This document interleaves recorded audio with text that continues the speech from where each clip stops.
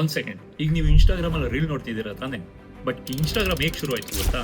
ಒಂದ್ ನಿಮಿಷದಲ್ಲಿ ಹೇಳ್ತೀನಿ ಬನ್ನಿ. 2010 ಅಲ್ಲಿ ಕೆವಿನ್ ಸಿಸ್ಟ್ರಮ್ ಮತ್ತೆ ಮೈಕ್ ಕ್ರಿಗರ್ ಇಬ್ರು ಫ್ರೆಂಡ್ಸ್ ಬರ್ಬಾನ್ ಅಂತ ಒಂದು ಸೋಷಿಯಲ್ ಆಪ್ ನ US ಅಲ್ಲಿ ಲಾಂಚ್ ಮಾಡ್ತಾರೆ. ಇದರಲ್ಲಿ ನೀವು ಎಲ್ಲಿದ್ದೀರಾ ಅಂತ ನಿಮ್ ಫ್ರೆಂಡ್ಸ್ ಗೆ ಲೊಕೇಶನ್ ಕಳಿಸೋದು, ಫೋಟೋ ಶೇರ್ ಮಾಡೋದು, ನೋಟ್ಸ್ ಬರೆಯೋದು ಮತ್ತೆ ಪಾಯಿಂಟ್ಸ್ ಅರ್ನ್ ಮಾಡೋದು, ಈ ರೀತಿ ಫೀಚರ್ಸ್ ಗಳಿತ್ತು ಇದರಲ್ಲಿ. ಬಟ್ ಆಪ್ ತುಂಬಾ ಕ್ಲಟರ್ ಇದ್ದಿದ್ದರಿಂದ ಜನ ಫೋಟೋ ಶೇರ್ ಮಾಡೋದನ್ನ ಬಿಟ್ಟು ಬೇರೆ ಯಾವ ಫೀಚರ್ಸ್ ನ ಯೂಸ್ ಮಾಡ್ತಿರ್ಲಿಲ್ಲ.